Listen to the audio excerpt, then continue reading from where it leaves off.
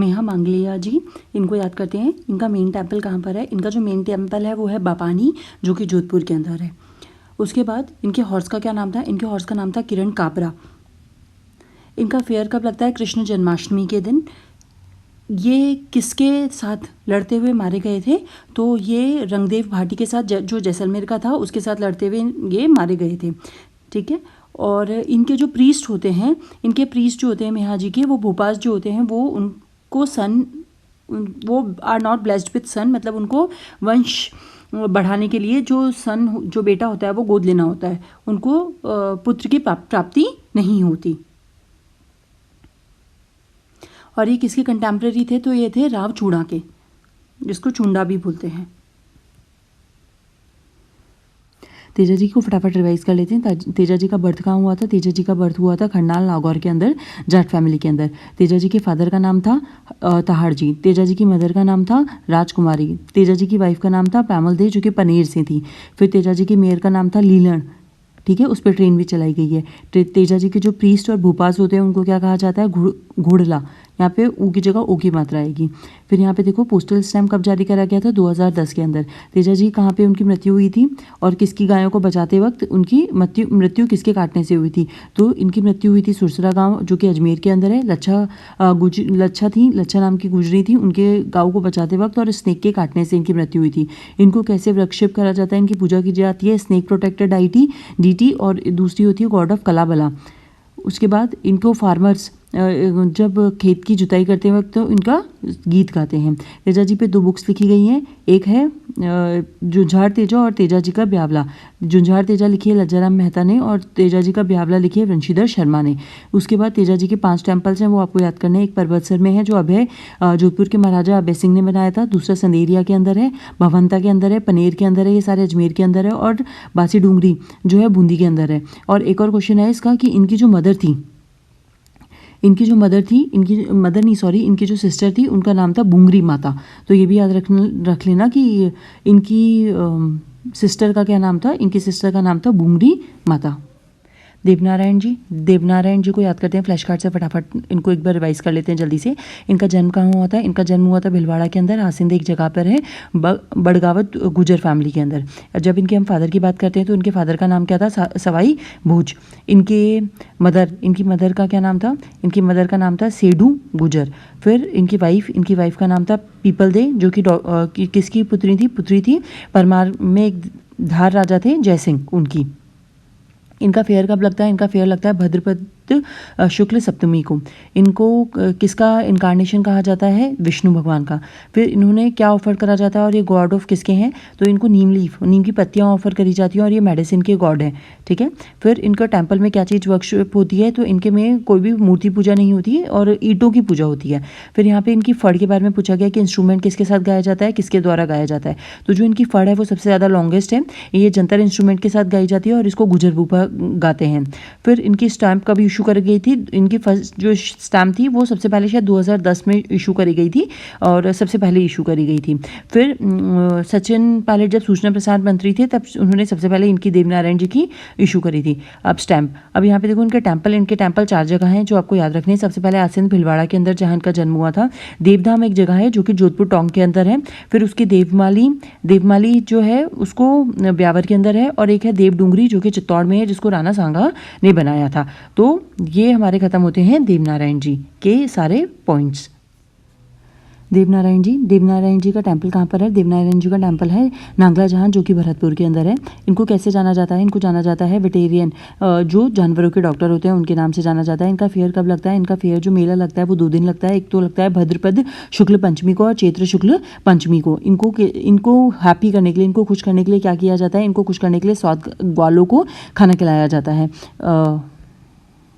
बस इतना ही। फिर उसके बाद मल्लीनाथ भी एक बार देख लेते हैं फटाफट। मल्लीनाथ जी कौन थे? ये थे राठौड़ किंग थे मारवाड़ के।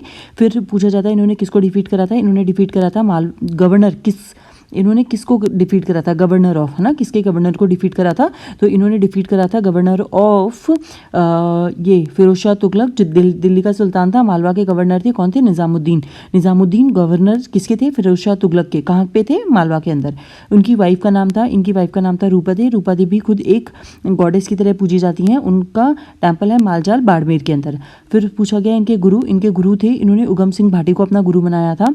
फिर इनका टेम्पल कहाँ पर है, इनका टेम्पल है तिलवाड़ा बाड़मेर के अंदर।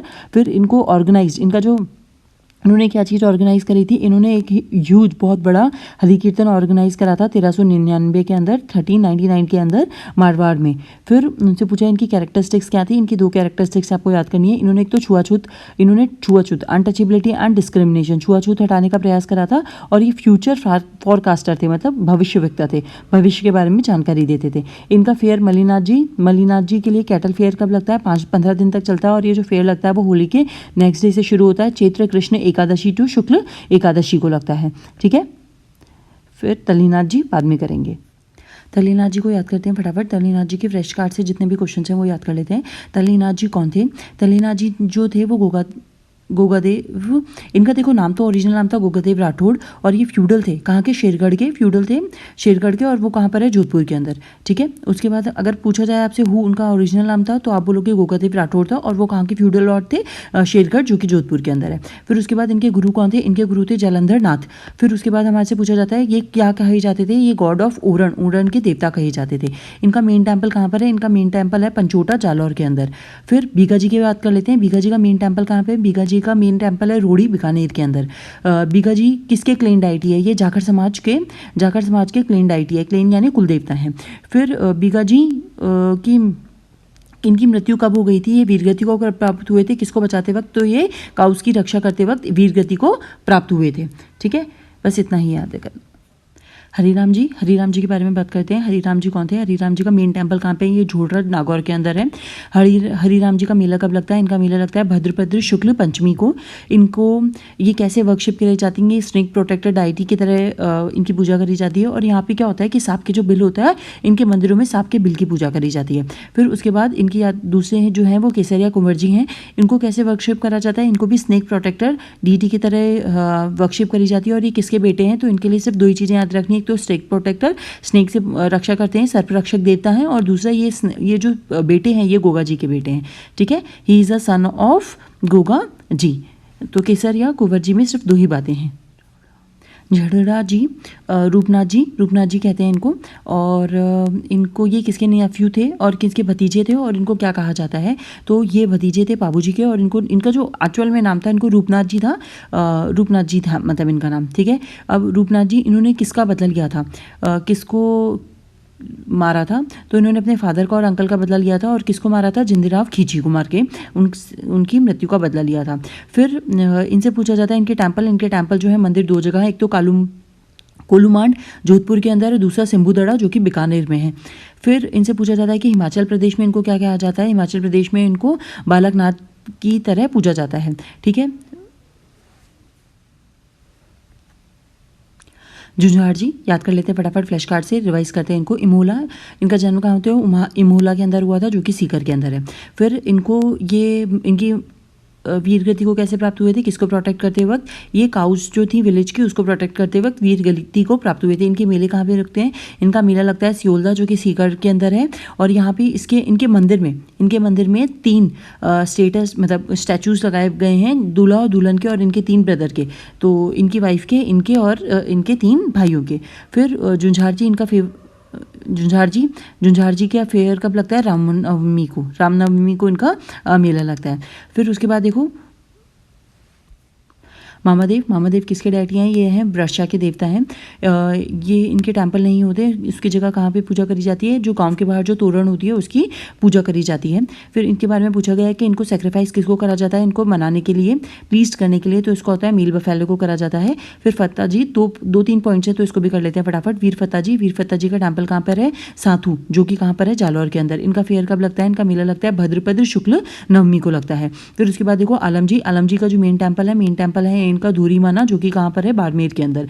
इनके बारे में एक और चीज़ याद कर लो कि ये कैसे जाने जाते हैं, ये हॉर्स प्रोटेक्टर डीआईटी के द्वारा के मतलब ये घोड़ों के रक्षक देवता माने जाते हैं। और इनको क्या कहा, और फिर ये कहाँ के राठौर थे, तो इनका राठौर थे ये जैतमलोत राठौर थे। बस इतना याद रखना है इनके बारे में, ठीक है। तो ये आलम जी भी यहाँ पे हमारे फिनिश होते हैं। फिनिश इनके डूंगर जी जवाहर जी, ये कहाँ के फ्यूडल लॉर्ड थे, ये फ्यूडल लॉर्ड थे बठोत और पटोदा के, जो कि कहाँ पर है, सीकर के अंदर है। फ्यूडल इनको रॉबिनहुड क्यों कहा जाता था, इनको रॉबिनहुड इसलिए कहा जाता था क्योंकि ये करते थे, अमीरों से पैसा लूट के गरीबों में डिस्ट्रीब्यूट कर देते थे।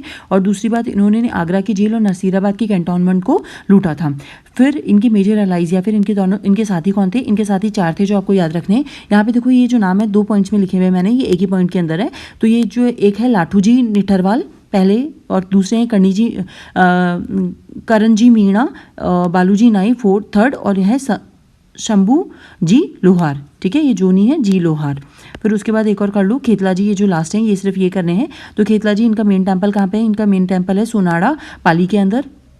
इनका फेयर कब लगता है, न्यू ईयर के दिन लगता है, जो कि है चैत्र शुक्ल एकम को। फिर इनका ट्रीटमेंट किसका होता है, जिन बच्चों को बोलने के अंदर जो बच्चे हकलाते हैं वहाँ पर खेतला जी के वहाँ पर उनका इलाज होता है। तो जो स्टैमिंग जो चिल्ड्रन में होती है उनके इलाज करने के लिए कहाँ पे जाते हैं, खेतला जी के पास जाते हैं, ठीक है। तो ये ख़त्म हो जाते हैं अपने यहाँ पे सारे। उसके बाद आगे